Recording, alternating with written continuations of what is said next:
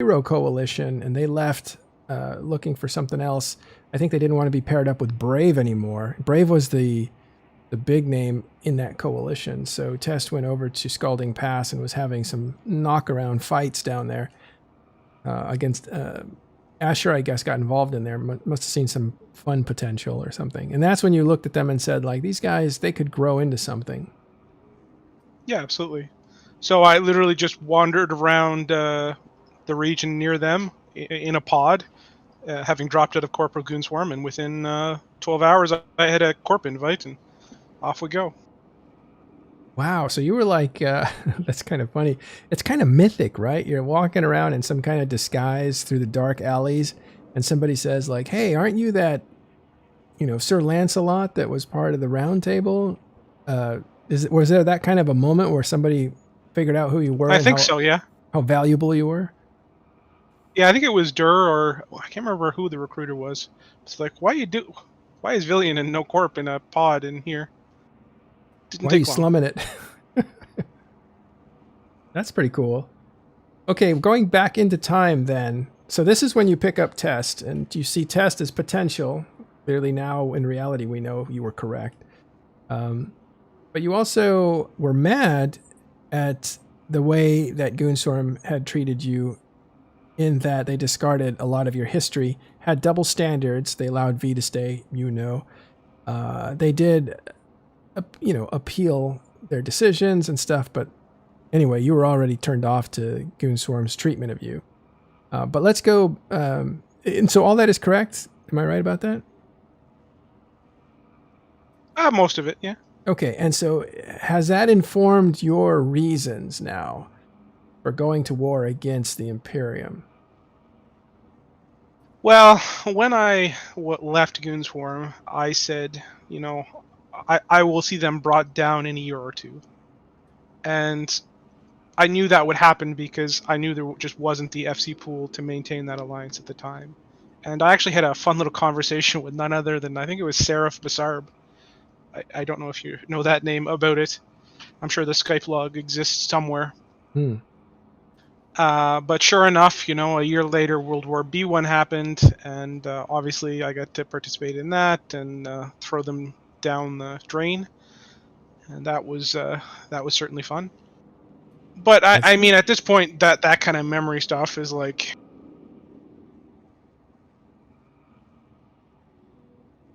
Right, so that's true. You already had your, if we want to put it that way, your revenge. Yeah. In 2016, so. Trying to find out where your fuel's coming from, like where your motivation is. To engage in the war? Yeah, to put this much work into, to this war. This war of basically annihilation, right? Because you're not messing around on this one. No, I mean, that's certainly true. I don't know. I do it for the guys. I guess it'd be the reason. People need purpose, and I think the game needs to be freed. I think that's quite honestly just hard truth that many people don't want to talk about, right? It's necessary, and somebody's got to do it. And when it comes time that nobody else will. Unfortunately, that's how I've always ended up being the FC. If nobody else will do it, I'll fucking step up and do it. And here we go again. Kind of story of FC is that they're kind of the last guy to be standing after everybody takes a step backwards when somebody needs a volunteer. Yeah, I mean, that's definitely one way to say it. I mean, it's tricky, right? There's lots of people that can step up and do it, but not everybody's in the position to be able to make the call either. And, strategically, this is not the easy call or the necessarily the most refined, what do you call it? Political play. What's the word I was looking for? I can't remember now. When you're talking about the real politic play, I guess you could say. The Machiavellian? Not the most refined. Yeah. Because, I mean, even if we win, we'll come out weaker, probably. Yeah. But And then is Horde going to eat your I definitely lunch? still feel. Well, when the war is over, I mean, we're going to have PL and NC and Horde and Frat and all the people that are enemies with us still. Mostly the same strength, if not better, because they'll have been involved in a fun war for their guys too. Except they won't have borne the brunt. But I'm ready to take that chance. I'm ready to do what I need to do. If I thought that we couldn't handle it, I wouldn't do it. You're well aware that you may be playing right into a plan to collide you against Imperium, and essentially NCPL is third partying this, staying strong while you guys wither each other to dust. To a degree, yeah. So what's your answer to that? It's like, one is you either think it's not happening to the extent that is a problem, or you're okay with it because of some other reason. If that's what's happening, or it may not be happening, right? Okay with what, sorry? With that scenario, because you're in a triangle here. Well, I mean, we ended up where we are just by kind of being pushed along the chain. Like it's funny because up until the end of December, last December, effectively, almost none of the political decisions Tess made were really our choice by any degree. It's been, we had to go here to do this, we had to go there to do that, we had to go here to defend this. Like, it's just been this long, continuous change for almost 3.5 years of basically forced political play after forced political play in terms of like what we had to do, where we had to do it, the decisions we had to make, unless we wanted to really like break the chains, I guess you could say, and do what probably would have resulted in us suiciding a good chunk of our alliance in one way or another. So this is really the first time we've had any real agency in the decisions we've been able to make for a very long time. All right. People think I'm being tough on you. I don't think this is very tough, and it's not like Oh you no, can't it's handle it. I'm certainly open to answering any like. Yeah. There's tough and reasonable, and then there's like tough and stupid, right? Like matter as long as you're not like, I'm in your head, VIly. I know what you're thinking. Like, I'm sure I'll be fine. Yeah, I've entered your bloodstream, and now I'm going for your heart. I get it. No, it's I'm asking you tough questions because they need to be asked, and these we want to know like the deep background of things, and you're one of the few people, I think. The reason we have you on so much, and the reason that we give you so much exposure, is because you always deliver. You deliver original thinking. You're telling the truth most of the time. Sometimes we can see some spin. We try to break through that. That's our job. That's not yours.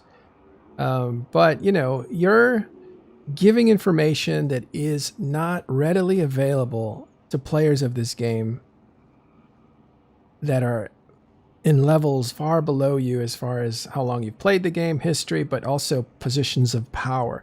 There are a lot of F1 guys.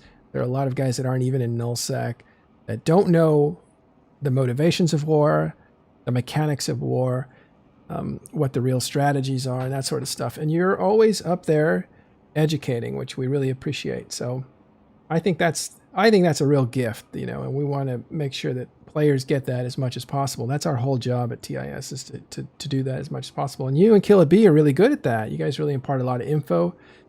So is Asher and other people when they're around, but since they're not around, we'll take the high level guys that are teachers. You'll take the high level guys that are actually allowed to go on the show. Yeah. Well, it's not just Imperium not allowed to come on TIS, but it's oh really? I think NC Dot said don't do any talk shows. We don't want to see you on talk shows or something like that. Really? Which is fine. They don't really. I mean, I'm not going to invite the American FCs. I don't like them very much. Now that I think about it, I like the European FCs of NC Dot, but besides, so you basically you just don't like your own country. It's like Canadians, Europeans, they're good, but Americans, fuck them. Kind of a theme in my life. You're not supposed to admit that one, Monroe. I've admitted it since 8th grade. Like, Oh Yeah. boy. Okay. I try to fix Awesome. my family before I try to fix somebody else's family. So it comes out of a place of love, but whatever. No, it's just, I go for tone, and are the players coming on to be serious, or are they coming on to clown? And I just have to trust the guests and stuff. That's where that kind of thing comes from. But whatever. Yeah, and I guess I'm a much more serious person than I'm not a super troll, unfortunately. Yeah, I try, but it never sometimes. comes off well, or it shows exactly what I'm trying to Yeah, troll. It's yeah, like, yeah. You're not a great troll, which is good. But also you take it seriously when it needs to be. I've seen you like troll though sometimes. Anyway, I want to talk more about you though. I want to go back a little bit. Talk about sure, Wrecking Machine and the answer to Wrecking Machine, which was, well, what's it called? It's a torture mechanism. wrecking ball or waterboarding. Waterboarding, yeah, the waterboarding. Tell us what that is and why it was important. So what happened during the Halloween War and before the Halloween War, this had actually been begun in the Fountain War. So drones could be mass assisted to a single player. And we saw this used to a smaller degree in the Fountain War, where we were fighting against primarily Dominixes and Prophecies at the time. And what that does is every ship in the fleet would deploy sentry drones, be it Dominixes or Prophecies, and assist them to their anchor, who was usually a Damnation at the time. Because Damnations actually have enough EHP to survive, and they're probably the only like non-monitor ship in the game that does, when being tried to be headshot. And that Damnation would activate a target painter on whatever they wanted to shoot, and it would trigger every drone in the fleet, which would cause basically the entire fleet of perfect alpha. And I say perfect alpha because as an FC, usually when you're fighting with real ships, you only get one shot of pure alpha. The very first target you broadcast after you land, usually you get what I call perfect alpha, where everybody shoots in sync perfectly every time. That one shot. Because usually after that, everybody's guns are synced in different ways. People aren't pressing their buttons as quick. They lose their attention span, et cetera, et cetera, et cetera. But this meant that every single target that the Damnation would trigger his target painter on would cause every drone in the fleet to auto fire on, which meant that you had this beautiful alpha. Like, it was truly insane.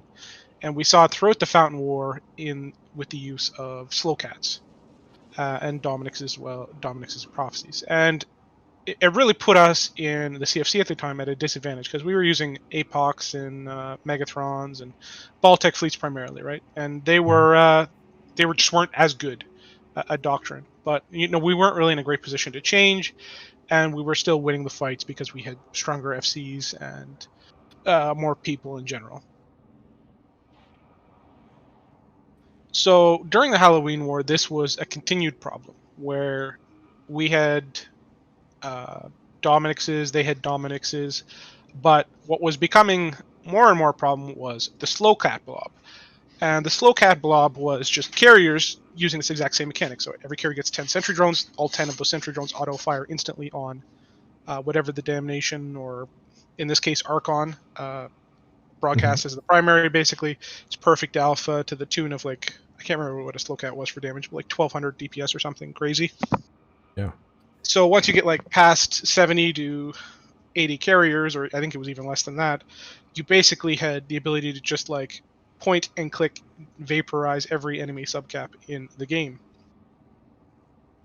And the slow cat fleets just didn't have a counter. There was 120 kilometers of death in a sphere around them, which was basically the max sentry drone range, where you had no ability to engage with them. And as the Halloween War was progressing, we were seeing continued problems trying to handle these slow cats fleets, because the only real counter to slow cats was escalation with Dreadnoughts. We were working on our Omega fleet, which was just RD Naglifars at range to try and counter slow cats. And to preempt our counter, which was tried and untested, the attacking side, N3 side, put together the Wrecking Ball formation, which was to use slow cats, but to put super carriers and titans inside of the ball. So basically, the slow cats would orbit at 30 kilometers on their anchor point and create a spherical formation. And from inside that sphere, the center point could put up a Sino, and then the supers and titans would jump into that ball, and then because of the way the formation spreads, the main worry with Supers and Titans at the time was they would bounce away 100 or 200 kilometers and be vulnerable and killed. And this would allow you to deploy Supers and Titans with your carriers, effectively. So that was one of the weaknesses. When you jumped in a bunch of Supers, they would bounce, float away, be vulnerable to destruction. So to do that, they they basically created a big ball of capital ships and injected the super capitals in the middle. So if they bounced, they would hit a capital and bounce back towards the center. Is that it? Yeah. So basically, you're jumping inside a circular bag almost, and you bounce back in. You would hit one of the carriers on the edge, and you'd bounce back inwards, and they would kind of absorb your momentum. Would be the physics of it. That's why it was a ball. That's why it was called Wrecking Ball. By the way, yes. I think that was pioneered by Manfred Sidious, wasn't he, who did the Slow Cats? Correct, yeah. Okay. Now part of Test as a hate thing against Goonswarm. Okay, but carry on. So it created Wrecking Machine as a counter to the theoretical Omega Fleet, which was Naglfar Dreads. Right. So, but the problem was Omega Fleet really hadn't been deployed at that point, and the reality was the Wrecking Ball was actually a terrible idea, because what it did is it opened up that doctrine of slow cats to being waterboard. And what I meant by that is, when you moved a group of slow cats around, there was always the extraction problem, right? You had to jump out perfectly in sync or something, and if you didn't do that, then you would lose a carrier or two, and it's not great to lose a carrier. But the problem is, when you add super carriers into that equation, the extraction problem is exponentially more difficult, because losing a carrier, if it happens, it's like, all right, well, we lost a carrier, whatever. Losing a super carrier is not an acceptable loss. So anytime a Slowcat fleet was deployed with supers because of the Wrecking Ball, we were in a position now where we could send a Dictor to them, bubble them, and they cannot extract. Because if even one of the supers is tackled in a bubble, then all of a sudden the risk-reward ratio of extracting is ruined. And I actually remember distinctly kind of laughing about it, and thinking how bad an idea it was at the time. And that opened us up to waterboarding, which was really focused on just opened them up to water. Yeah. To waterboarding, which would enable us to basically make these Slowcat fleets their lives hell, basically, because they could never move once deployed. And for the remainder of the war, once they did that, there was no real options for the fleet. They were still deployed bit by bit, but every time they were deployed, it became a 2, 3, 4, 5 hour affair for those poor pilots, and that's not kind of fun for anybody usually. Yeah. So the waterboarding was basically torturing the people who did the Wrecking Ball. So the Wrecking Ball was undefeatable, right? Too much armor, too much alpha. There's no way you're going to break that ball. And that ball was a Death Star. It could destroy anything with one alpha strike, one at a time. So it just picked a rhythm and just ate right through your dreads or whatever else there was. So your idea was to tie them up and make their life hell, hence the torture name of waterboarding, where they couldn't get out, and you held them pinned for hours upon hours upon hours. Yeah, so I mean, there was no NSA for carriers at the time. So in many cases, a carrier or a saber would be able to warp down, bubble, double click in space, prop mod, and cloak. And if if you didn't have some support there to cover them, which usually these Slowcat fleets didn't have, they had no way to kill the saber. So one saber could, in many cases, tie up an entire capital and super capital fleet for almost an hour at a time on his own at times. I saw some really crazy examples of saber piloting during those eras, that age. Yeah. I think PL's still traumatized by the waterboarding experience. I talked to them. Well, it was meant to be, Yeah. And BTAC-R, it's crazy. I didn't know you missed BTAC-R because you had internet problems. That's nuts. And you were in Head GP, which was only a day before. It was, I think, 3 or 4 days before. Was it? Okay. And I had been kind of the one to make the call not to jump the supers in because, as anybody who remembers that battle, we were having some serious issues with lag and basically none of our 500 dreads ever loaded, so it turned into an absolute massacre kind of thing. Yeah. Oh, it was a feeding frenzy on the other side of that battle for NC and PL, and Nully actually was there too. But what actually happened in the head GP that went wrong? Was it the server or was it? It was pretty much the server. I mean, the Russians chose to jump their dreads in first, and then I think Laz took our first dread fleet in second, and we were just sitting there waiting to, hear the results of how things were going. But the Russians weren't loading. The Russians weren't loading. Laz wasn't loading. None of the fleets were loading, right? And after like an hour of nobody's loading, and then dead dreads starting to show up on the kill board, you have to go, okay, we can't do this with supers, because if especially at that time, if a super jumped into that kind of situation and didn't load, he doesn't turn his hardeners on, which means his EHP is effectively 0, right? This is pre-capital shield extenders. They were entirely resist-based. They were 0. Yeah. Yeah, so the EHP of a Titan at the time would have been like 2 mil compared to like 70 mil. And there was just no way we could make the call to bring anything important in, and obviously if you can't do that, then we can't win the battle. And I think we fed 400 or 500 dreads that day, and then 3 or 4 days later BTEC-R happened.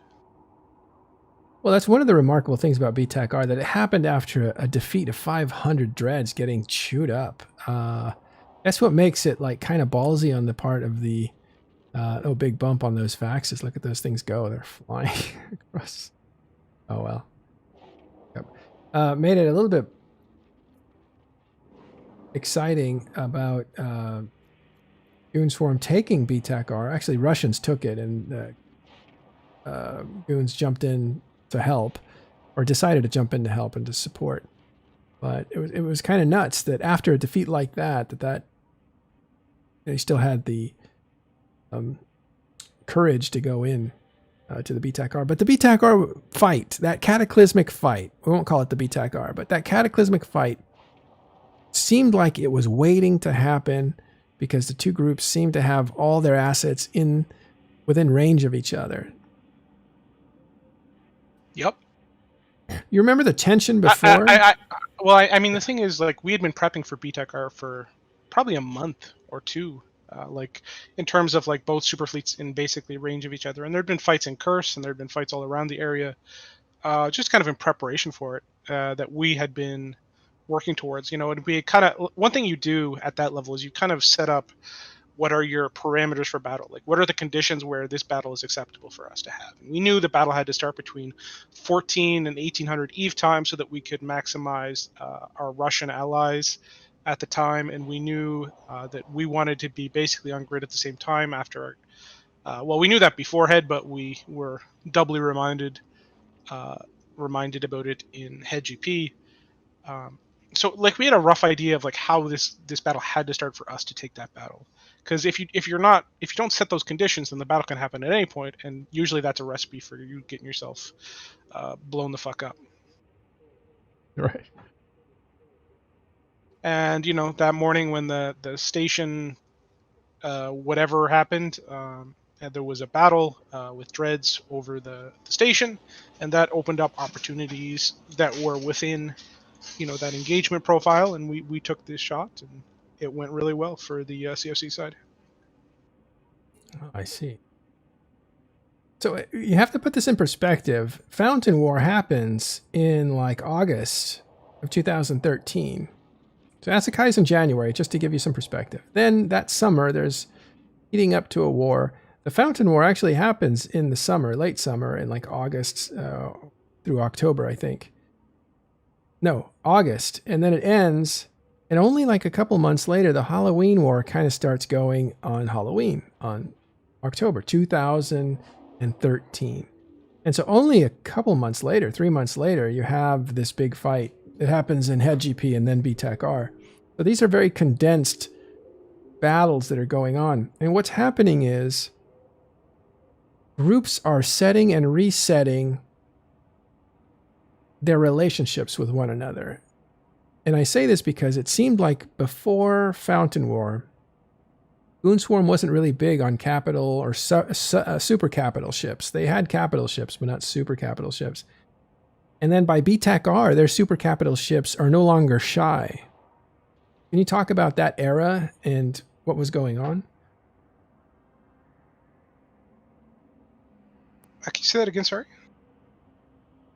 Okay. Like I didn't quite understand. Like oh, okay. You were listening, but you could. Contextual question. That's okay. That's on me. My fault. Okay, so let me. What was going on with Goonswarm's maturing of their super capital fleet around Fountain War and all the way up to BTAC-R? Well, I mean, especially in the Fountain War, one of the we had moved our Supercap fleet into B-D area, and we had been looking for opportunities to utilize it. And obviously, the PLNC N3 fleet, Supercap fleet, had come into the area and were blocking off the entrances mostly. And when they had left to go back to the south because of their renters losing all their SOV and them needing to go reset it, it definitely had been pretty clear that that was a major factor in the war, even if there was never a major supercap battle in Fountain.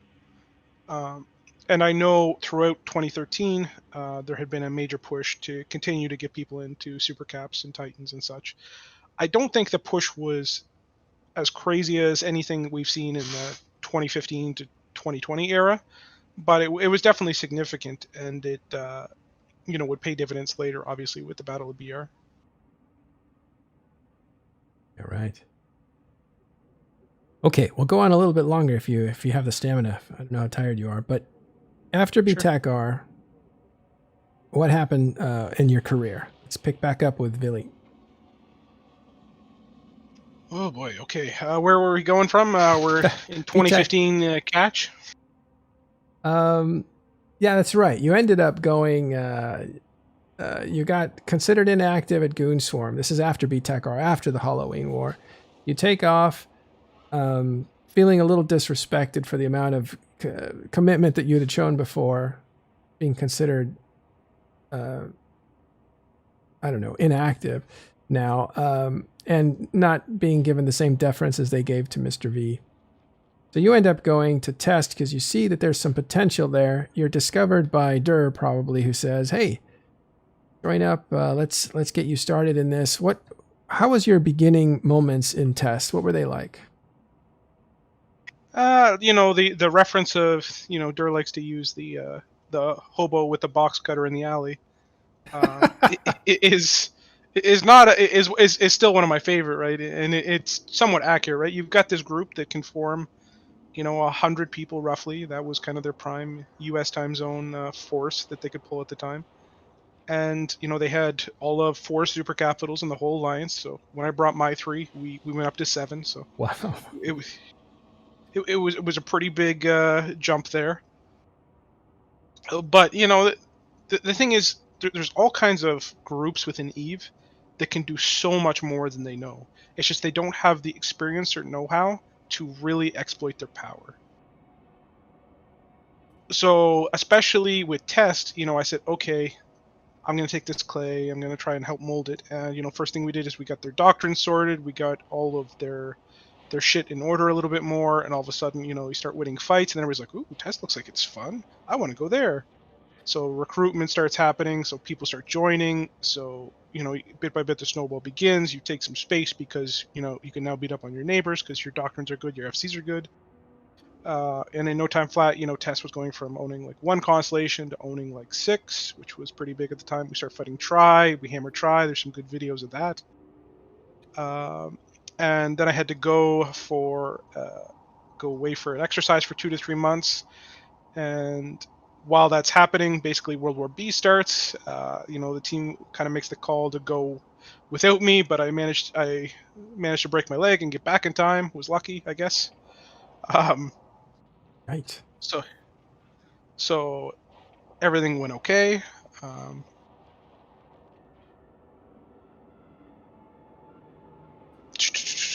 I'm just trying to think here.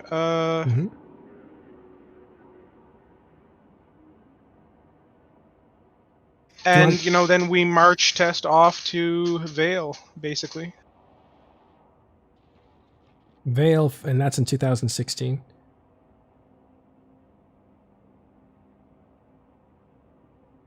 Is that what you mean by marching off the Veil? Sorry, I'm just trying to get a bridge here on my freighter. Oh yeah, go ahead. It's all right. This is a casual chill show. So we can take a break if you want. No. I'm just moving like freighters around in Fat area right now, trying to get like characters moved in, and so this is pretty, it's chill, simple work. That's I've got lots of time to talk. So yeah, anyways, yeah, we move in World War B1. Okay, let me stop you there. Because before 2016, Pro God Legend from Nully Sigund ends up leaving Nully, then going to Snuff. After Snuff, he ends up in Test. How'd that happen, and how did you receive that? I received it pretty well. So when I joined Test, I think Pro God joined about 1 to 2 months later. I can't remember. But it's one of those selling points where, I'd beaten up on Pro God a little in Fountain War, and I'm sure he at least did it once or twice to me. FCs prefer to be where there's other good FCs. It means that you don't have to do all the work. I don't like to put it like that necessarily, but it means that there's more of a team than it's like you just got to put everything on your shoulders and do it. So I know Dur, so part of the way in which Dur sold it is like, well, here you get to come FC with VIly too, and he was like, oh yeah, that might be nice and fun. Yeah, I talked to Pro God, and that was a part of it for sure. Yeah, and it's just nice, right? You get other competent people around you who can help you and take part of the load off, and to be the mainline FC for an alliance is a massive job. And if there's 2 of you, then it's a lot less fucked in terms of the time requirement. So obviously, me and ProGod have different, views on things, but we're both good, capable FCs, so it makes things a lot easier, to say the least, for both of us, and that's why it's always worked out so well. Well, what's the chemistry between you and Pro God? Like, give us some insight there on your relationship. So I'm definitely the more calculated, conservative one, and he's the more like crazy theory guy, and he likes to try stuff that's a little off the wall, but it works out because I can kind of temper his aggressive plays, but he gives me a little bit more aggression to put in my book, and I can clean up his execution, and he can set the tempo a little bit higher than perhaps I would have. So it works out really well, really well. Yeah, well, I mean, how much of his messes do you have to clean up diplomatically? Because you guys are from 2 different sides. There's been a few over the years for sure. But that's just part of the deal. I'm sure he's I don't know if I have diplomatic messes to clean up, but it's been useful, right? So as much as he's had his own like diplomatic messes, and he's not as polite to people at times, he's got his own style, and that's all the power to him, right? Yeah. Cleaning, some people get offended over nothing, and some people get offended over everything. So. Right. But generally, you guys are in sync. When you guys talk over stuff, is there a certain portion of things that he handles, a certain portion that you handle, or do you both handle a mixture of both? Say the first part of that again, sorry. Does he handle like one area? Do you separate what your duties are, or do you both do the same duties, just a mixture of... I think we both do the same duties. I handle definitely a little bit more of the PR at times, and definitely a little bit more of the diplomatic stuff at times with certain groups, obviously. But we do a lot of the same things. Like, what about the doctrines that are picked? Are these things you both work on together? Are you guys like songwriters where somebody brings something and somebody brings a different thing to it? So usually we work on doctrines together, and usually if we can't agree to something, then we don't do it. But when you've got 2 FCs who have a incredible amount of both theoretical and real experience with EVE doctrines, we are usually able to both agree and make really excellent decisions when it comes to doctrines and trying to predict doctrines and all that kind of way. Mm-hmm. And doctrines are a weird thing because you really have to fit the doctrines to the group that you have, right? What are you capable of flying? And what situations do you see yourself getting into? Well, that's exactly true, and it's one of the things I see very often with alliances that don't quite understand. You know, you'll see alliances try to adopt nightmares who can't field 20 people. You'll see alliances try to field rattlesnakes when they don't have cap control. You'll see alliances field jackdaws when they're not the right thing to do. It's Mhm. there's a ton of things that go into a doctrine, and it's not just is this doctrine good or not? Because while a doctrine might be good for tests right now, it might be terrible for goons, for example, just Mhm. because of the different ways in which it's likely to be used and the different environments that are actually relevant.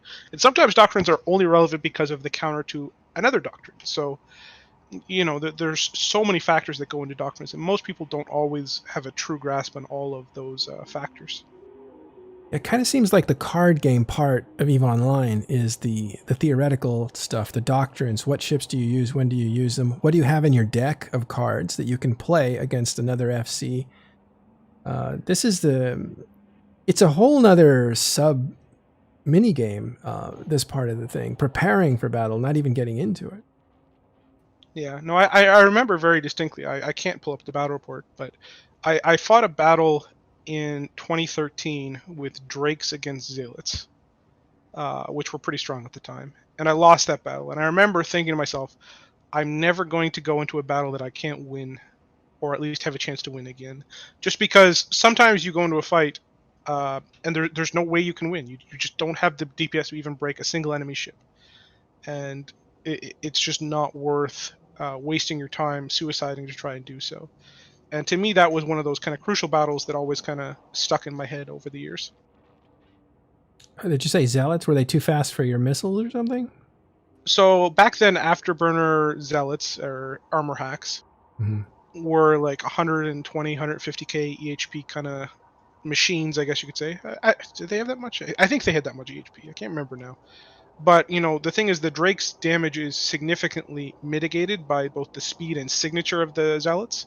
So even though Drakes might have 350 DPS on paper against something like Zealots, they were only actually hitting for like 100 or something relatively very low. And it meant that there was just no way to properly apply enough damage to actually have a shot to kill anything in that situation. And I just Wow. didn't. I never really liked Drakes as a doctrine to begin with, but um, they had their roles, obviously. It's just that was not one of them. Right. So back to Pro God. Has he been coming and going? Because he kind of rises up in the media a little bit, and then he kind of disappears for a while. He been coming and going from the game, or has he been around this whole time? I would say he's been around the whole time. I mean, we all have our activity swings where we're more active or less active based on work or personal life or relationships or whatever. And he's got a kind of a up and down swing for sure, but he hasn't really truly been gone Mm-hmm. in quite the same sense that I think we're discussing here. Yeah. All right. So let me take you up to. I think we were talking about. So now we've talked about you and Pro God joining you, which is kind of funny because you used to be enemies, but you guys are now on the same team, trying to build up the same group, trying to mold it into something that it could be. You go and march up to Vale. Tell us a little bit about the pre-war thinking for 2016, the invasion of Imperium in the North. What got you to go up World there? War B1. World War B1. The We'll call it. money. Money. Lenny was paying us like 8 times what we were making from all of the moons we owned at the time as test. We were broke as shit back then. Like we had like 3 Dispro moons for like the entire alliance of test at the time, and it's like, hey, I'll pay you guys like 20 bill a week. You guys want to go? Why did he? And I Why think did he it's pick you? because we could form 100-man fleets, and we were a relevant kind of group. Yeah, I remember you were relevant, but I want you to tell me why he picked you. Was there something? If you guys were Well, I broke. mean, good FCs, good line members, good fleet cohesions, etc. And Mhm. when we deployed, we ended up picking up all of the people that had like left from test from previous wars, be it like the PL eviction or the Fountain War, etc. So you had Mhm. all these people coming back.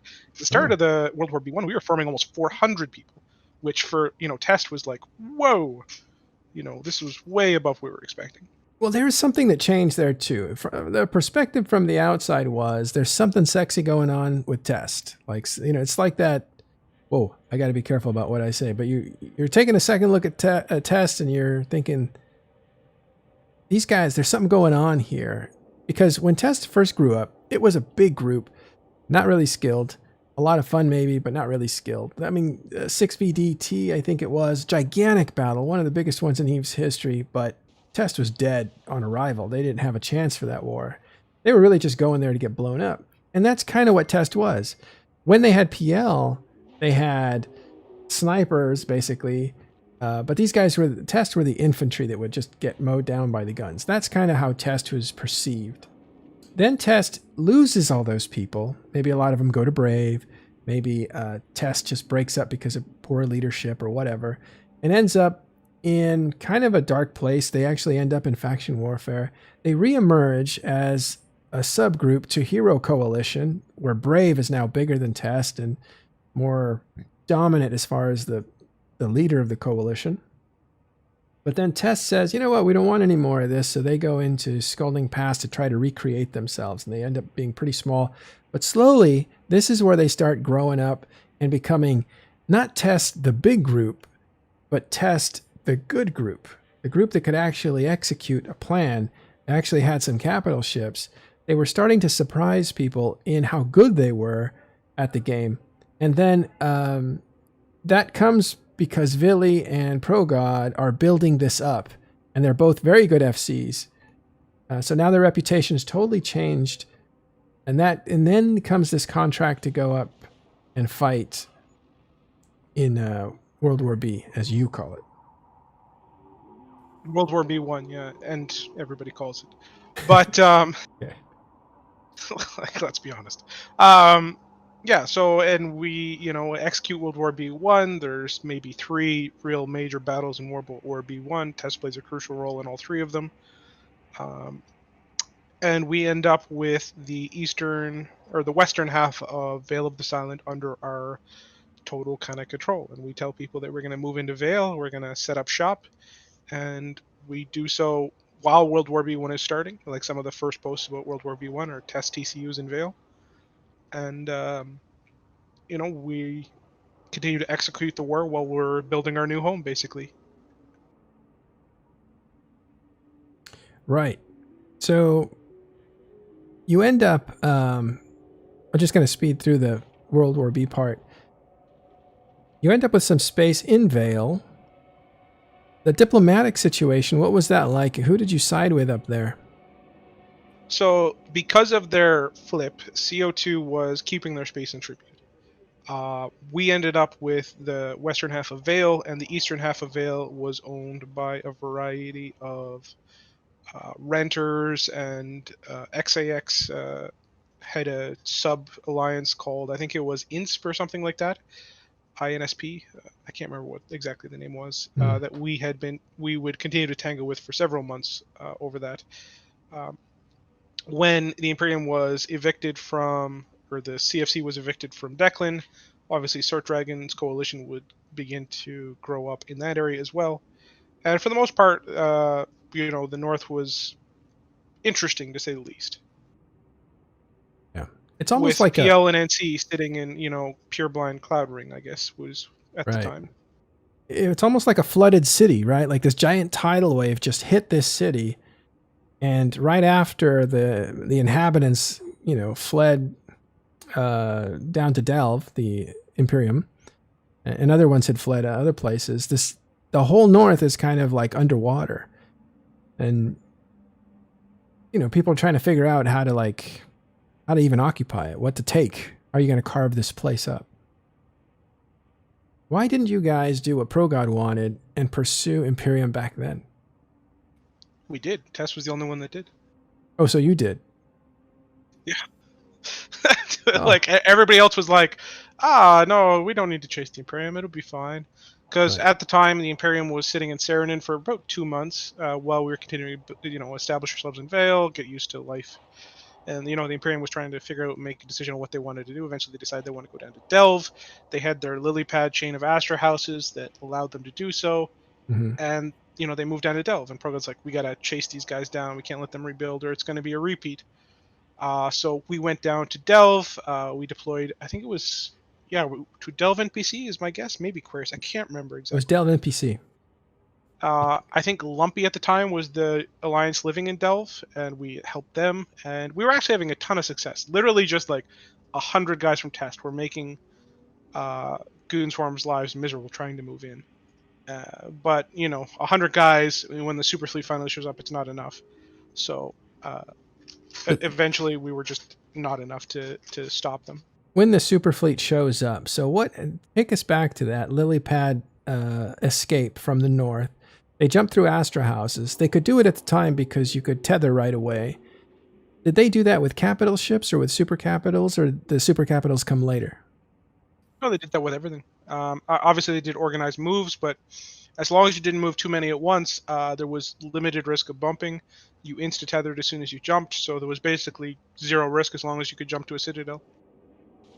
Oh, and if you did get bumped, by the way, I heard there was an incident where a bumped and destroyed Titan was reimbursed, so maybe it was... I'm not tracking, although there was, you weren't supposed to be able to be bumped off citadels, but that's kind of been forgotten over the years, so...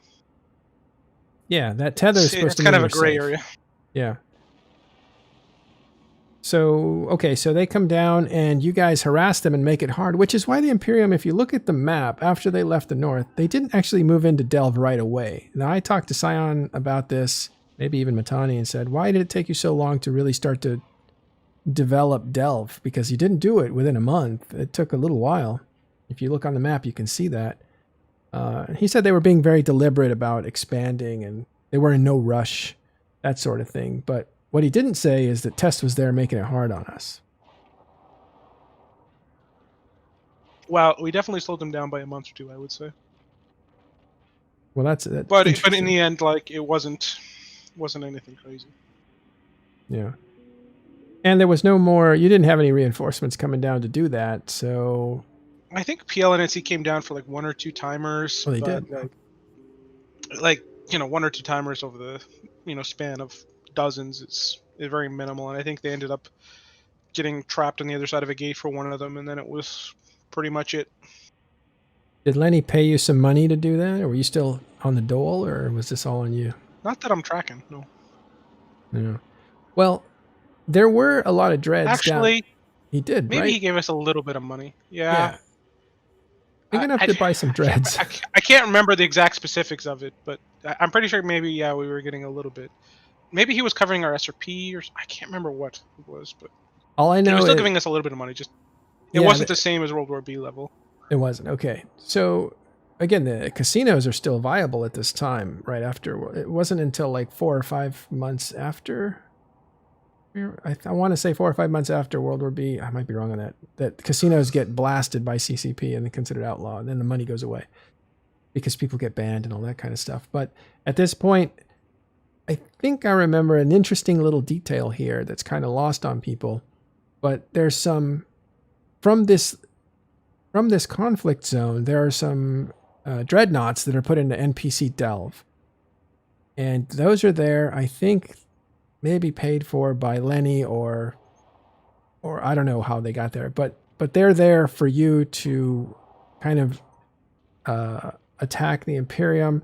Once that stops, those dreads just kind of stay there in Delve, and then later they reappear when Amazingness is doing one of his Theta Supercap fleets. This is early on. Yes, I remember this. So yeah, because Lenny bought us 200 dreads, if I recall correctly, but they were Lenny's dreads. So when we left Delve, we had to give them back to him. I think there was only 160 left to give back or something. I can't remember how it was. But yeah, so he paid for them, and we're honorable bros. You gave us the dreads. They're your dreads. Here you go. Have them back. And they would be later used in the hot drop that would kill Jay's Revenant and a bunch of Titans on the what beacon was it?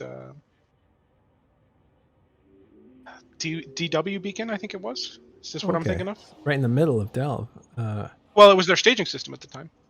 Oh, wow. Right into their staging. Yeah, so he was a pretty humbling experience for him. Because he loses a Revenant and a Titan. This is early on with the Supercap umbrella, right? So it was not foolproof at this time. Well, they were very sloppy with it, and the umbrellas were established at this point. It's just that within your own staging system, nobody can jump to a Sino, right? Because everybody's undocking to warp to you, and if there's drag bubbles up, it makes it even harder, right?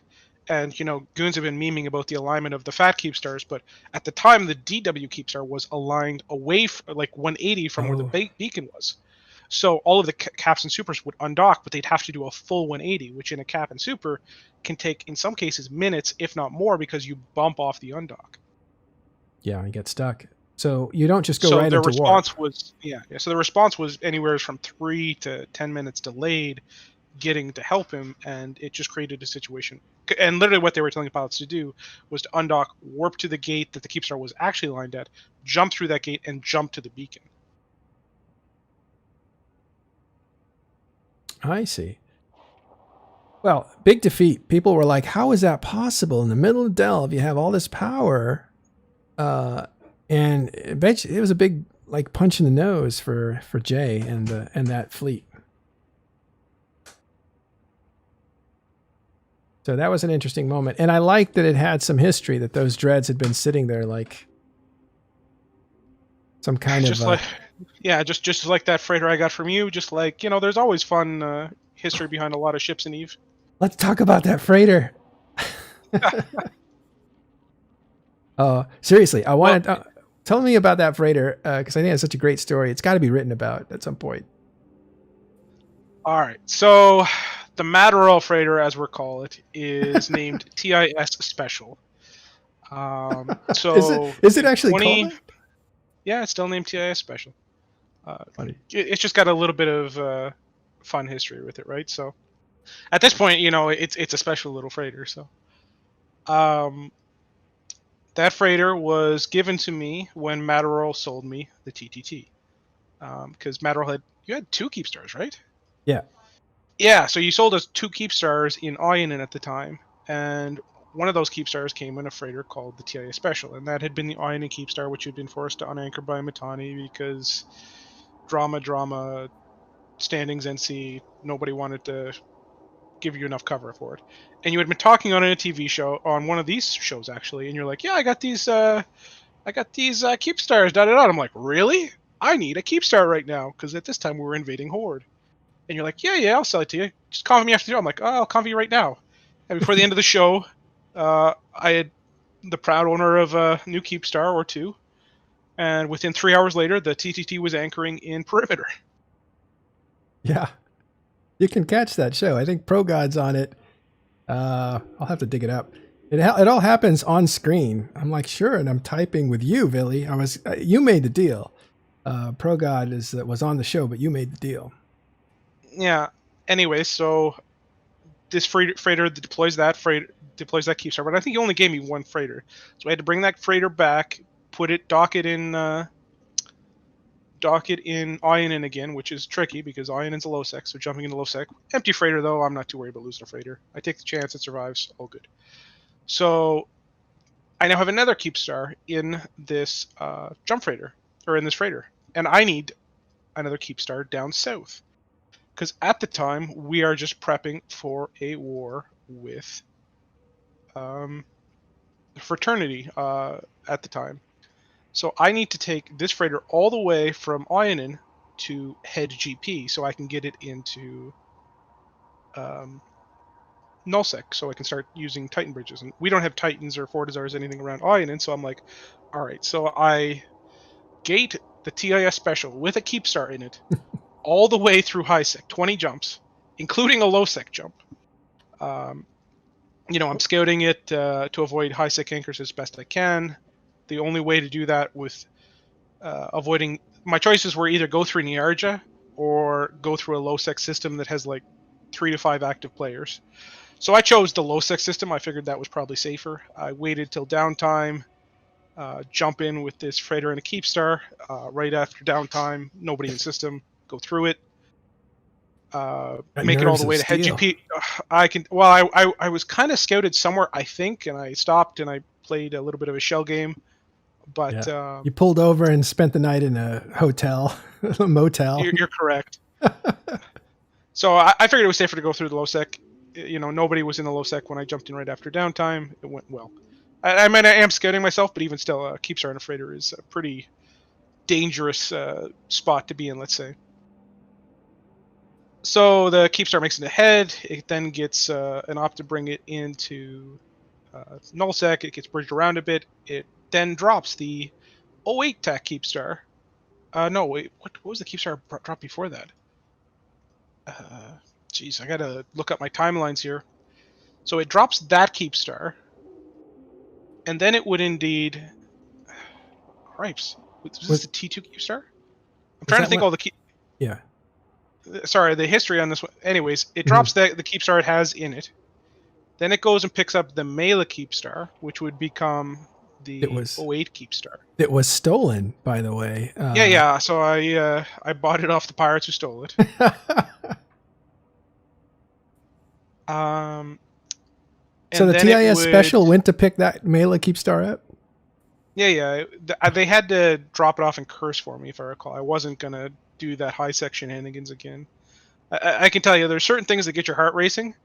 Moving a Keepstar around in Highsec with the freighter is not one of the things I will ever do again in EVE. Like, ever.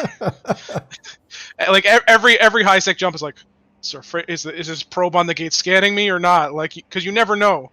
So it's not something I will ever do again. Why is that guy looking at me funny? Definitely one. Yeah. Drop Mela in 08.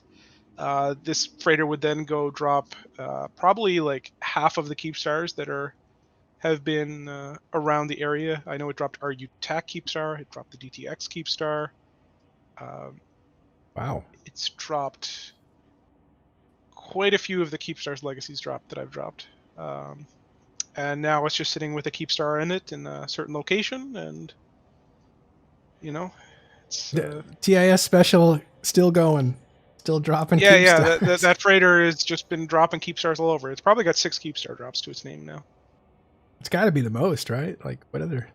I would find it highly unlikely there's another freighter that has dropped more Keepstars than that freighter. Usually because the freighters are considered disposable with the Keepstars. Just because of the name of this one now and the fact that I usually don't carry a whole lot of freighters, it's almost certainly got that title. That's a fantastic story. It's like that little tugboat, you know, that has seen the world. Plays a huge role in empire building, but is just a little tugboat. Actually, yeah. I guess the last Keepstar it dropped was the XIX staging, although it just held that Keepstar because I gave it to XIX, not dropped it itself. But it carried that one around for a while, and then I got a new one off XIX. It's holding right now. Oh, it's wild. Well, so yeah, there's an interesting story behind that little freighter. I'll tell you, that has to be written about. It'll have to happen. It must happen. That's a great little story. Those are the kind of stories that are just amazing in EVE Online. Those all the coincidences. I think that's a word. Yeah. And it's just funny because I never really thought to rename the freighter, right? And it was like, I think 4 Keepstars drops in. I'm like, this thing's named TIS Special. Oh, it's the one I got from Matterall. And then I told you about it. You're like, really? And I'm like, yeah. Did I name it TIS Special? I don't remember. I certainly didn't name it fucking TIS Special. So. That's what must have been me. Yeah. Oh, that's hilarious. Yeah. Anyway, that was fun. Okay, so back to wherever the hell we were. Yeah, where were we? Oh, I just got disconnected. I will light back up in a second. So back to VIly's story. Your post. How did you get together with CO2? Like, how did that come together? Well, we were basically forced neighbors. They lived in Tribute. We lived in Vale. They got to keep all their space post World War B1. So everybody was like, they were given their 20 coins silver to ensure that they could live in their space. So, nobody was going to say, oh, you can't live in your space anymore. That was their price. So they got to keep it. And we were on the east of them. So we kind of became natural allies just based on geography. There's only really two main pipes into the north. There's P3 and there's MO, and they controlled one and we controlled the other. But both of us together were like small, medium-sized alliances, and when we combined, we could do the things that we probably couldn't do alone. So it just became a natural relationship of how do I put this? Convenience. Yeah. And over time, we fought enemies like Snuff or many of the annoying people in the area together, and you develop a relationship over time. And I mean, the pilots, GigX himself, CO2, they're all good people. Like it's just, you know, over time, if you work with somebody long enough, you'll generally become friends to some degree. So CO2 then picks a fight with XAX.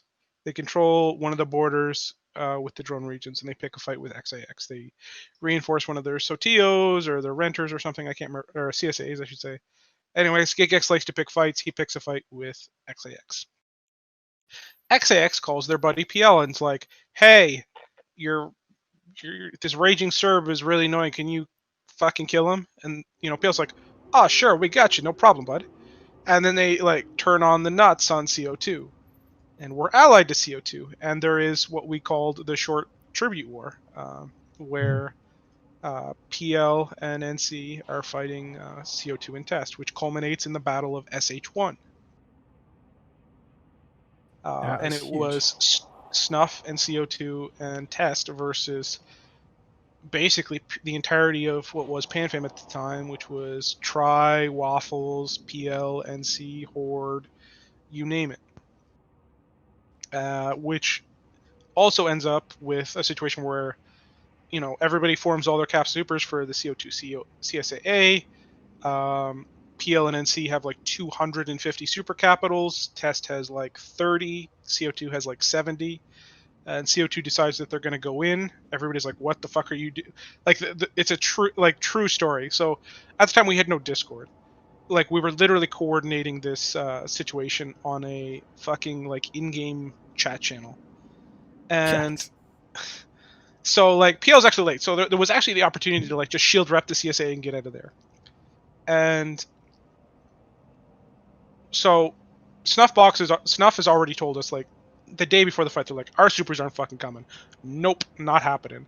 They're down like in another region. I don't think it was more a cowardice thing. It was just like they were doing other stuff. I don't know. I can't say for sure, but they gave us lots of notice they weren't coming. They come with subs but no supers or caps or anything. And we're like, okay, sure. But they're in that coordination channel trying to help too. Anyway, so I link the D scan of what PLNC has. Everybody sees it. We're like, okay, yeah, well, obviously we can't fight this. At some point, obviously we have Sinojammers in the system that we're fighting in, which prevent PLNC from just like insta curb crushing us, I guess you could say. Eventually, at some point, GigS literally says, and I shit you not, "Okay, I turn off Sinojammer now. We fight," or something similar, like the most like Russian, like I don't give a like he's Serbian or not Russian, but like the most like I don't fucking give a shit response I have ever heard in my fucking life. Like, "Okay, we fight now. Sino up, we go in." Like, just like, and everybody that's like, "What?" Like, we're outnumbered like 3-1 in supers. Are you fucking insane? Like, and we had like a decent size like dread bomb that we were like hoping to like make a play in the gate when they did, if they could make a mistake or something. Like, we're trying to tactically play with what tools we have. But he's just like, "No, we go in now, we good." Yeah. And we're like, "Oh fuck!" And from the second he goes in, he jumps in, he fires off all his doomsdays on like a PL Nix. He doesn't kill it. And we're like, "Oh, Jesus Christ." Like, so we spend the next 5 hours in tie-dye with all our subcap fleet shooting nothing but like interdictors, trying to clear the tackle off his super fleet to get them out of there, because we're like, we're not fucking jumping into that. And it was just like such a craziness of a battle. Hey, tell your guy not to kill me. Oh, it's too late. I forgot to cloak up. All right, well, I got sent home. Yeah. All right, there goes my view. I forgot to cloak up after I restarted, so I went straight to the film portion. Uh-oh. It's all right. We'll look at a station. I'll be back. Go ahead. I'm listening. It's just Okay. So the Battle SH-1 does what I generally like to call putting blood in the water. So it signals to everybody that Tribute and Veil is now the place to go to get super kills and content in EVE. And PL sets up shop full bore in our space to basically evict CO2. The Tribute War happens. PL moves into Tribute as they push CO2 out. CO2 goes from Veil to Venal, and we're in a situation that PL basically makes the decision that says we're going to live in Tribute. This place looks really awesome. We like it here. And Test is like, okay. One day later, we make the decision we're moving to the south. Because at the time we had no super there was kind of a decisive battle where myself and ProGod were both running the fleet, or I think it might have been ProGod more than me. Anyways, we were tactically fighting PL over a jump bridge system in 900, and I remember it like very clearly because we had outplayed PL in every way. We had split up their fleet. We had done whatever we could. We had, pincered their supers in a ton of different ways, but we just didn't have the capital. Like, how do I put this? So if it was just PL, maybe we could have handled it. But the problem is that as soon as PL got in any form of real danger, they bat phoned NC Dodd. So in 900, we caught these supers, we trapped them, and NC, it's like, oh, I can't let my buddy get hurt, brings 150 more supers. And we're like, all right, well, I guess that's that then, because, if NC's going to back them up, there was no way we could realistically fight against them. Yeah. Doesn't sound like they wanted to fight. They wanted the space. Well, no, that's just how they like to fight, right? If you can't fight and win, you just fight with super so you can win, I guess. Standard super capital control situation. They had the advantage. They wanted to abuse it. They abused it. So we left. We then spend a couple weeks over the Christmas break moving to the south in Curse, and then we begin our assault on Catch as we push towards Esoteria. In what is, usually called the Catch War, we fight with PL and NC against Goonswarm and Stainwagon as we push through Cache. There's a ton of Catch. There's a ton of interesting battles. We win them all as usual. The whole time, I've got a great conversation that I've still saved from Asher, where he's like, I'm gonna fucking put you guys in Curse, like, just the most like, I'm the fucking boss here. You can't come back into my space and tell me what to do. And the whole time I'm like, I'm just coming here with the hand of friendship. We just want to live here and have a good time and so on. But we eventually, win the important fights. Stainwagon fucks up a single jammer or something. So Imperium's like, all right, you guys fucked up a jammer once. So we're just going to leave you here to die. So they do. And, eventually we take Esoteria. We have a conversation with Imperium where we're like, listen, hi, I'm VIly. I used to work with you guys. I'm a good guy. How would you guys like to not kill us? And they're like, I guess we can do that. I'm like, I can be hand of friendship. We can be good neighbors, I'm sure.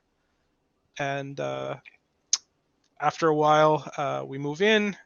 We then spend, months purging Stainwagon with CO2 and drone walkers. And at that point, we were now established in the south. So you established yourself, but when you moved there, you actually called out your intentions pretty publicly. You said, look, we're going to build a super capital fleet, and we're looking for a home to do it. Yeah, well, I mean, at the time, Test had been pushed around by groups with Supercap fleets when we didn't have a Supercap fleet for a long time. And, everybody gets tired of that after a while, right? You're like, okay, this is a little bit much. Like, if we can beat these guys in every possible way except one, then maybe we should go sort of that one so we can, be in charge for a change. Yeah, or at least, And stay at the yeah, table. Maybe not dominate, but at least stay at the table. and we realized from Vale that we had to dive deep into nullsec, right? So we had to get not we couldn't be near the edge of Highsec nullsec border. We had to like be deep into 0 because otherwise groups like PL and C, who usually kind of circle the Highsec borders, would eventually end up on our border again, and we needed to be in a position where we're deep enough that the effects of that would be limited at the time. Well, that's interesting. So if you're kind of like on the shallow end of nullsec, those low sec guys will kind of say like, well, let's go 5 jumps that way into nullsec and hit test, if they're hanging out close to the edge there. So I mean, look at all the groups that live on the edge of Highsec nullsec. You have Providence, you have Curse, Grail, Wildlands, Catch. Delve is already by default kind of deep, just the way the Iridia dives deep into that nullsec area. Fountain to a lesser degree, but then it's like Pureblind, Veil, Tribute, and all those regions have the same thing that they share, which is that they're not well developed because it's so easy for groups from nullsec or lowsec to move into lowsec nearby or to NPC space nearby and engage in content with you. And that content is a significant factor in your ability to develop. So when we moved into the south, the original plan was for CO2 to take Impasse, Drone Walkers to take Faithabolus, and Esoteria to go to Test. And obviously, Drone Walkers got the short end of the stick on that.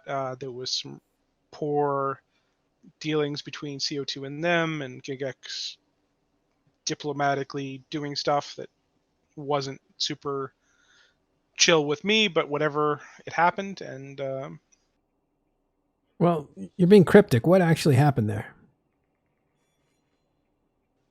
basically, the agreements we made for space, GigX decided he wanted after we got there. So most of Faithabolus was meant to go to Drone Walkers. But once we were in the position to do that, he was like, well, Drone Walkers isn't good enough. I'm going to take their space. They don't deserve it.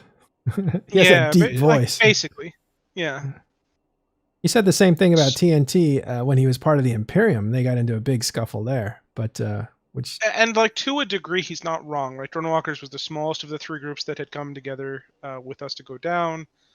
They weren't putting up big fleet numbers, but on the other hand, if you don't give people the opportunity to develop, more often than not, they won't. Right? It's a self-fulfilling prophecy. If you don't give them any space and you shit fit them into a constellation and catch, you're basically you're basically sentencing them to death in many ways. Yeah, you're keeping a plant in a small, what do you call it, base, and they can't ever grow. So you're supposed to take a small plant and you put it into a bigger area so it can grow its roots out bigger. I keep putting metaphors up so people can kind of understand concepts, but I think this is a pretty simple one. Yeah.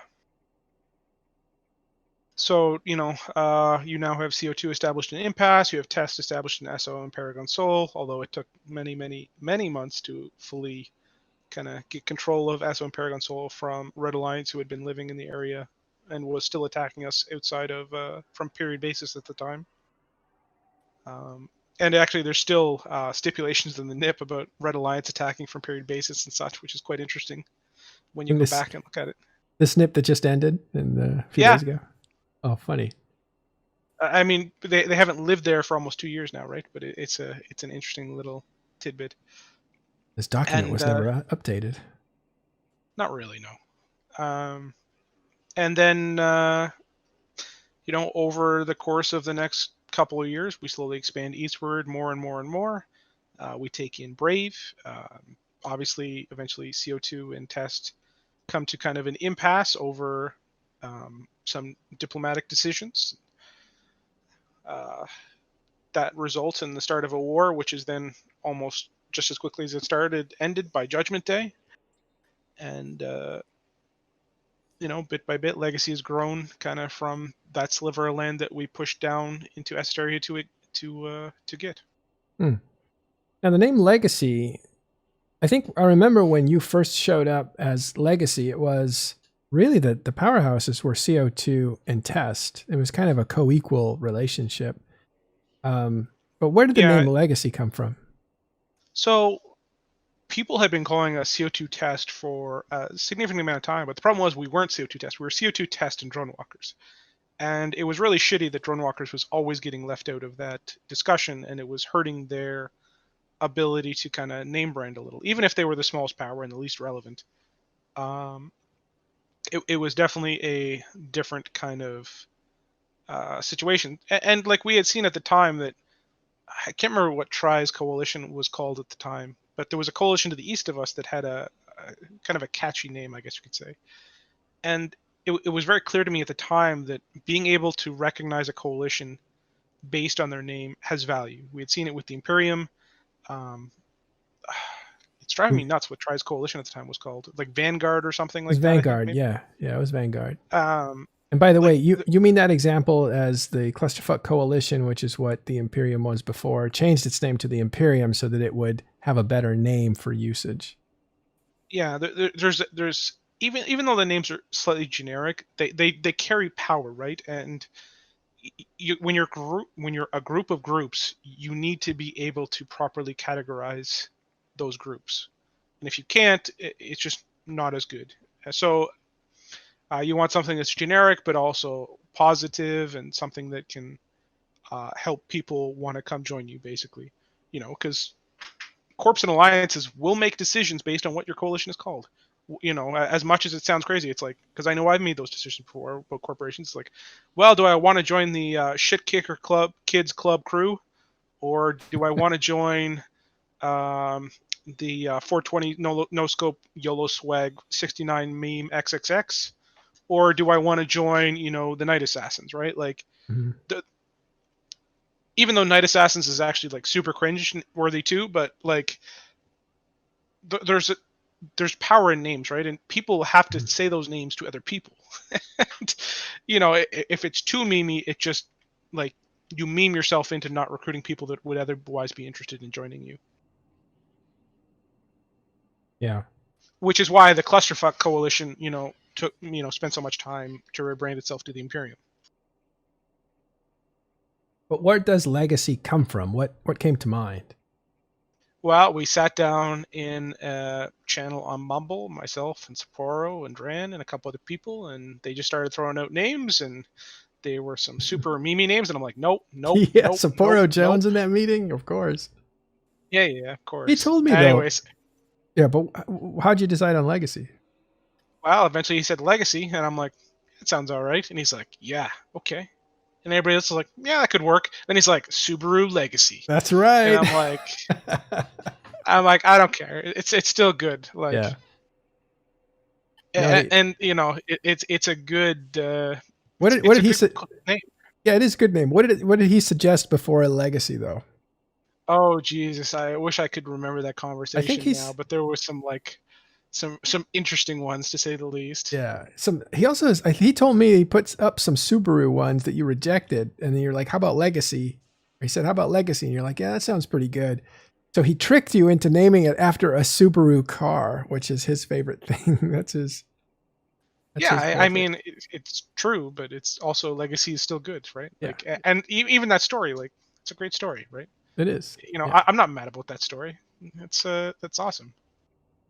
No, it's great, and it still has Legacy. I don't think of Subaru when I think of Legacy, but I like that little detail because it tells you something about Sapporo, who's been with Test a long, long time, and also the culture of VIly and keeping things kind of serious. But they're so Sapporo had his little moment, but you also had yours, so it kind of worked out.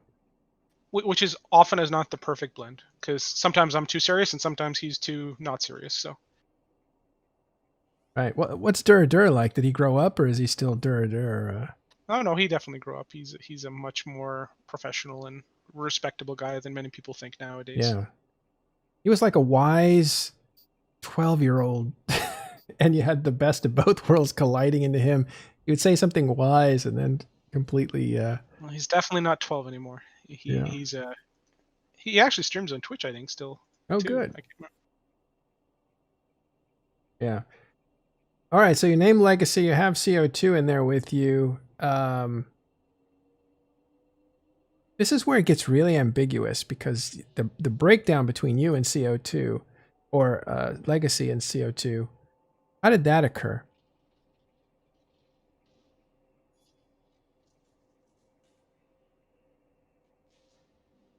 How did that occur? That's a Don't get uh, TIS special killed because you're talking to me. Take care of that first.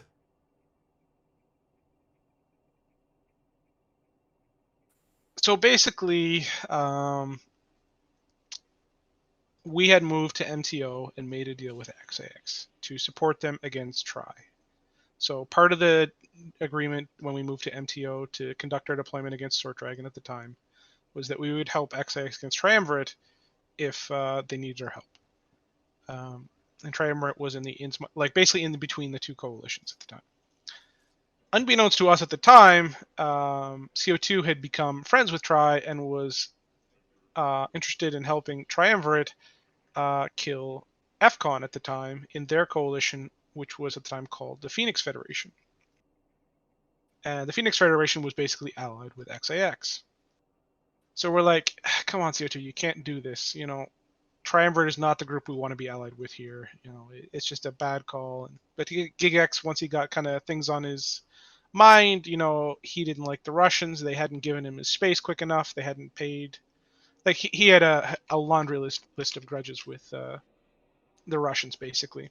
And he was like, nope, we will fight against them with Triumvirate. And you had a choice to And make. yeah, so we basically had to make a choice, which was to kind of dishonor our deal and make what we considered to be the extremely poor political play of helping Triumvirate kill, you know, Phoenix Federation right next to us, or help Phoenix Federation XIX against Triumvirate and CO2. And, you know, we chose to fight against Triumvirate and CO2.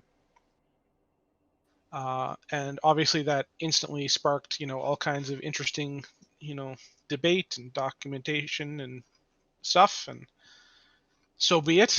And in a matter of weeks, we had our first battle, or our big battle, I guess, in XWY, where CO2 basically walked into a giant Titan boson and lost 290 dreads or something to like 10. Oh my god. And the next day, GigX like called out the judge pretty harshly and, you know, told him he was fucking terrible and shit and all the rest. And a few hours later, the judge transferred, or a few days later, the judge transferred all of CO2's stations and assets to the Goonswarm. So why did he call out the judge? The judge was the chief diplomat, I guess, for The judge CO2. was the FC of that fleet, is my understanding. Oh, he was FCing that fleet. Oh, I didn't. That's right. He had a big loss. Yeah. Was so that then afterwards, there was talk about how it was all metagamed at the CSM, etc., and it wasn't anything to do with hurt egos, but you know, a normal person can put two and two together. So yeah. It's usually combinations of things, it seems like, rather than one reason. yeah, of course. So that leads to what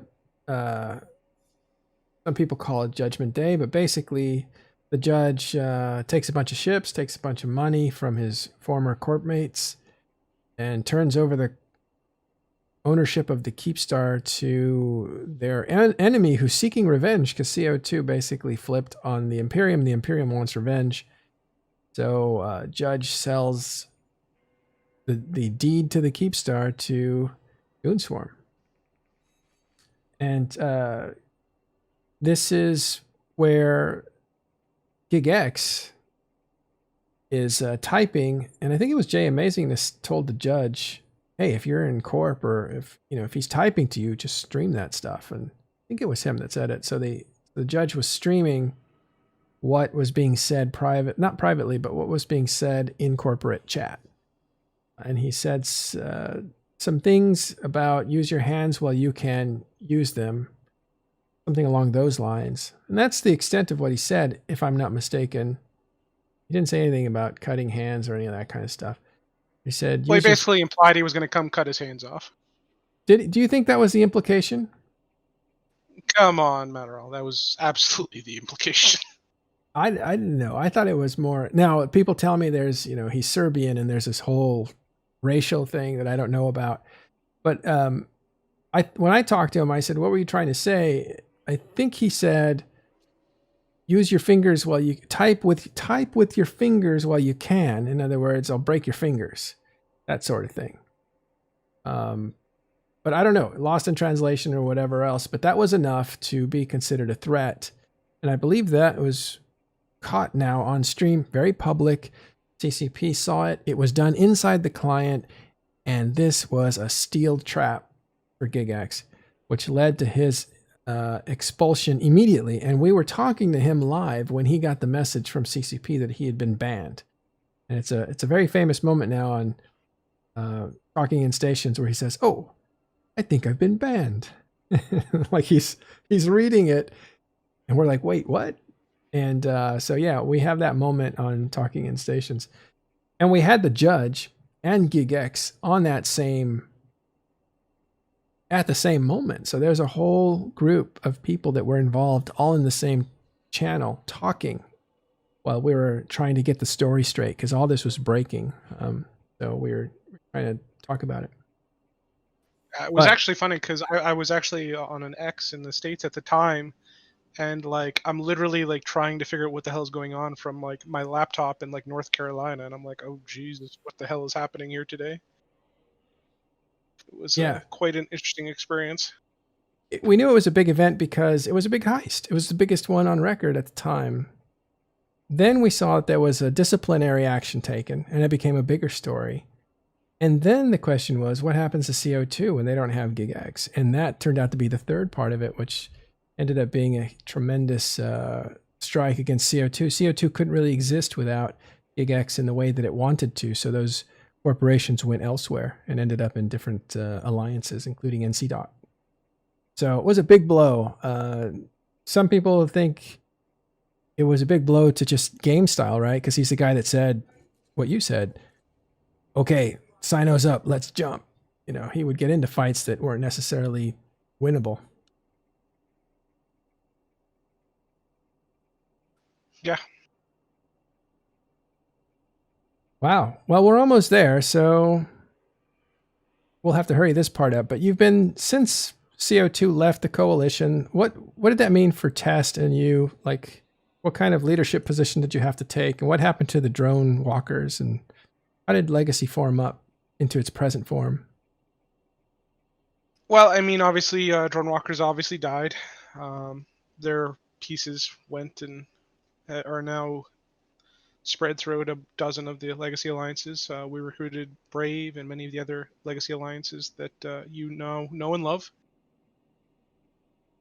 After the war, or after CO2, we then fought to defend the Phoenix Federation for a while, but eventually they succumbed to pressure from groups like PL and Triumvirate, etc., and they collapsed, and we ended up taking a portion of their space.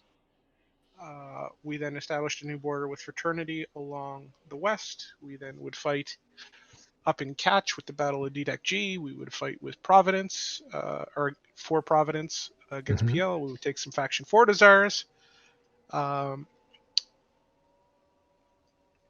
Like there's just it depends how you... ton of things that you started to do. I think we gave you guys, I believe Test was most influential 2018 because you were doing so many dynamic things. You were starting to set up, of course, the trade tower. You were well, none of the stuff I wasn't talking about there was 2018. That was all 2017. That was all 2017. Maybe we gave it to you in 2017. Or well, no, you gave it to us in 2018 because 2018 gets even crazier.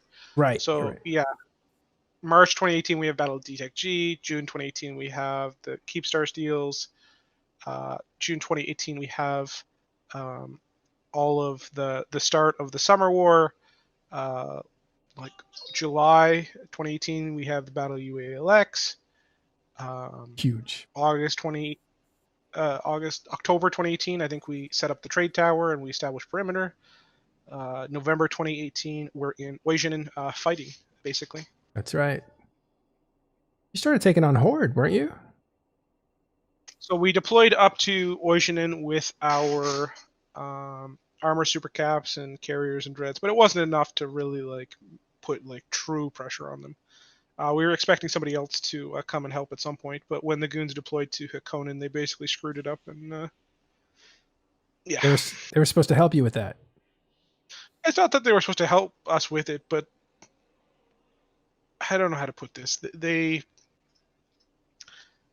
gave the rest of the North the confidence that they could win fights against capitals, I guess, maybe the best way to say it.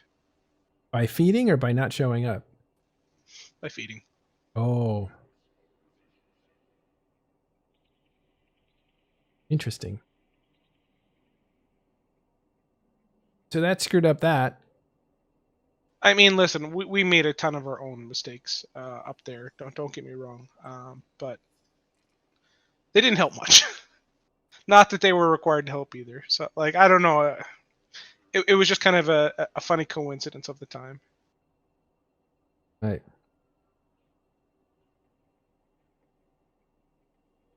Well, I think there's so much here that we can't possibly cover it before we have to go wrapping up. It's been 5 hours.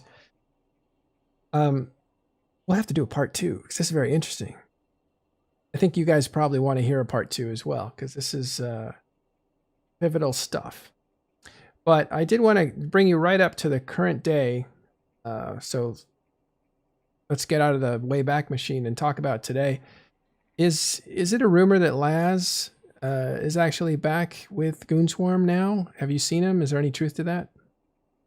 Well, I mean, he rejoined his character to Goonswarm in Amok, his corporation that he's been with. What that means, I don't know. Right. Laz has been quote unquote back several times over the years. It's not always resulted in him playing any Eve. So.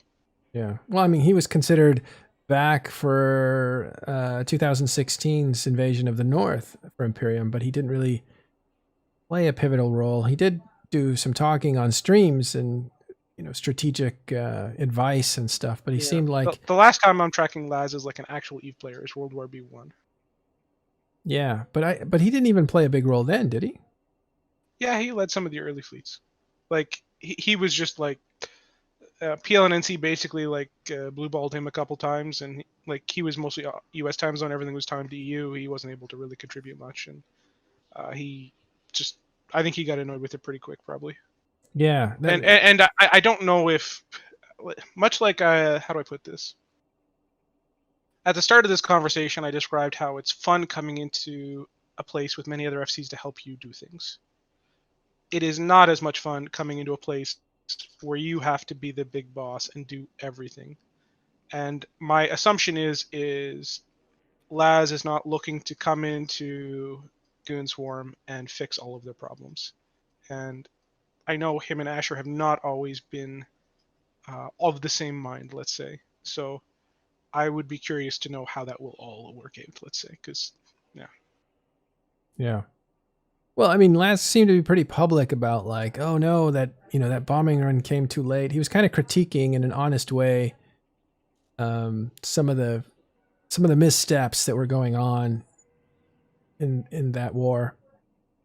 And then he seemed to like not either stop broadcasting or I didn't see him on fleets or hear about him playing a huge role. I think Laz has got enough going on in his life that he doesn't need Eve at all. And the thing is, if you have no responsibilities, Eve, like, oh my God, I wish I could be in his position to just like give up all the responsibility. So once you get there, it's like, do I really need this in my life again? Do I need to be waking up at 11 o'clock to, make sure something gets done? It's somebody saved me. It's a relief off your shoulders kind of thing, right? So, also, when you come back, it must be difficult coming back because things have changed. So some of your instincts need to. Well, that's one of the other things too, right? Like the game changes quite dynamically all the time, and if you're not active as an FC almost weekly, like usually like anytime myself or Proga comes back, we usually spend a month just sitting on comms, watching what other people are doing, trying to get back into the rhythm, right? Like, Yeah. you want to be at a running pace before you start trying to FC. Otherwise, it's just going to be a bad show for you. And especially, like, I'm not even sure if Laz is much more known as a cap FC than he was as a subcap FC, I would think, although he was a great subcap FC. Hmm. But his big, like, his truly big wins that he's known for are like BTEC are obviously, and some other events. But like the capital meta is so insanely different now than what he used to play in, that without being involved in those battles, I would not want to be in his position trying to take those fights. Yeah. When you play with the biggest toys with the highest possible risk, you have to know what you're doing. Absolutely, right?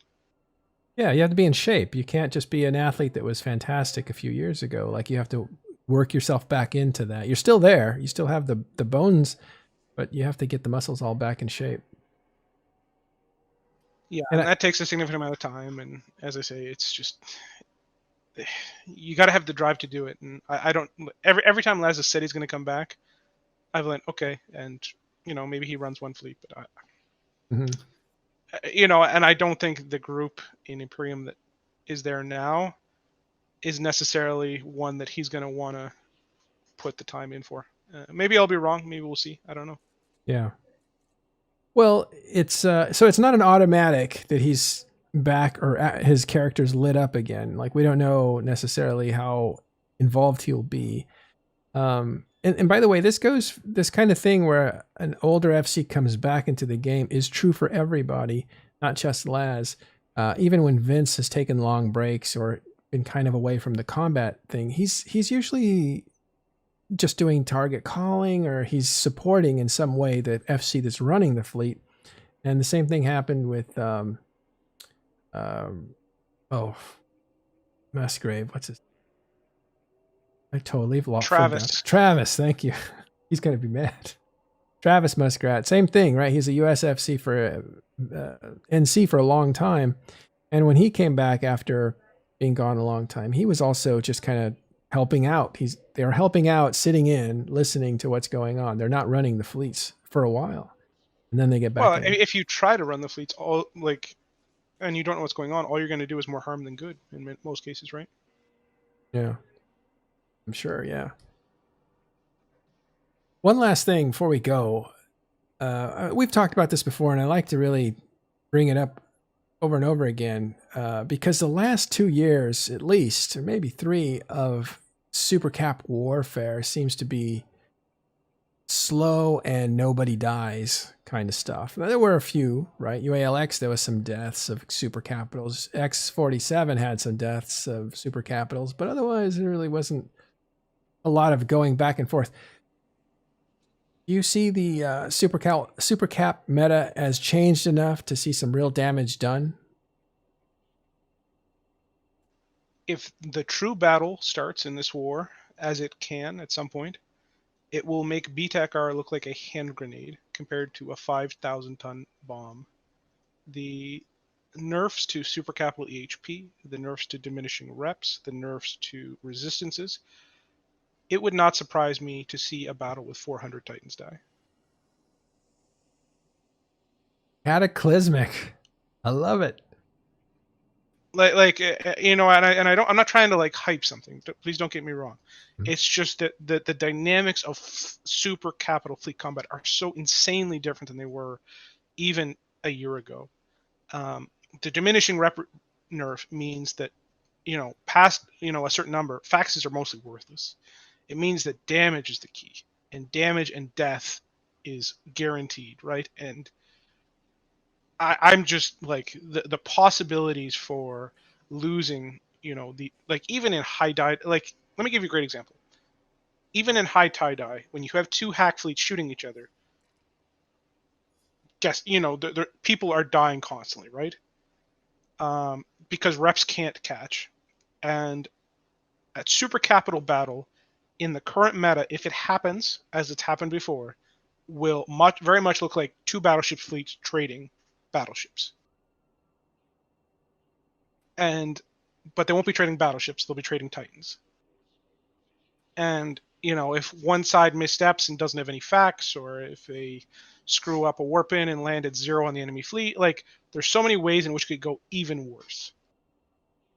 And with the power of Dreadnoughts being what they are now as well, like, there's just so many ways in which you could quite literally see hundreds and hundreds of Titans die in a single battle in the span of a couple hours. Yeah. Or less, depending on tie. Now we saw, you know, there's a video of Seto losing, you know, those 4 Titans a few weeks ago, and all 4 Titans are basically dead within the span of 2.5 minutes versus 100 Dreads. If you're talking about a super capital group with multiple super capital fleets here, you're talking about 10 to 30 times that amount of damage. 10 to 30 times that amount of damage. Basically unreppable. Now, when you put that in perspective, that means, in theory, a Titan could be dying every 5 seconds. That means a Titan under tie-dye could be dying every, like, minute or 2. Like, on true, like, 0% tie-dye, like, stuff. Titan dying every minute or 2 would be fucking insane.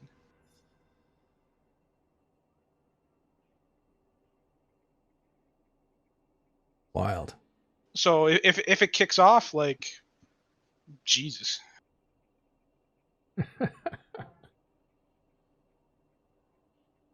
I think that heightens the excitement, doesn't it? Like, from this perspective of wanting to watch. The stakes are high, man. Like, the stakes have never been higher. Yeah, I can feel it, and I'm not even in it. Well, when the war is over, regardless of who wins, I think it's a safe bet there will be some caches of minerals and everything else that will be exhausted, to say the least. And certainly the game will be in a different state than it was when this war started. Yeah. What about the Battle of Attrition? It's just replacing those things. Can they just be replaced? No. So the Imperium, for example, had an FC meeting, and they basically said they had no reliable replacement of Titan and supercarriers. And I know for the Pandemic Winter side, or Pandemic Legacy Winter, whatever side, you know, I know we have some small, medium-sized caches, but, like, once you start talking hundreds of Titans lost, neither side's replacing them. It's just. But on the other hand, it's important to understand that both sides are dying for this battle. Both sides want this battle to happen so much, right? It's a truly interesting dynamic, right? Because in real war, people never want to engage in battles where the loss is real. And in EVE, although all loss in EVE is real, the only real loss in EVE that matters at this scale is Titan and super losses. And that means that, you know, in theory, that pushes people further away from wanting to have those battles. But everybody that flies these ships, they want to use them. They want to fire those Doomsdays onto the enemy Titan, right? They want to be the guy going ham, and they're 100% willing to fly and die doing that, and to you know, ride straight to Valhalla, right? Mm-hmm. So there's no doubt in my mind that everybody involved, SRP or not, regardless, is ready to go. I just hope it's as glorious as it can be when it happens. Yeah. And we've heard one of the things Vince said to NC Dot as they were gearing up to come south was, some of you are not coming back in those ships. So they're mentally prepared for it. That's great. It doesn't surprise me, right? And, you know, a couple hours ago we talked about the conditions for battle of BTEC-R, and, you know, we've already had discussions about the conditions for battle in this war, and we'll see when we get there what it'll turn out to be. I'll see.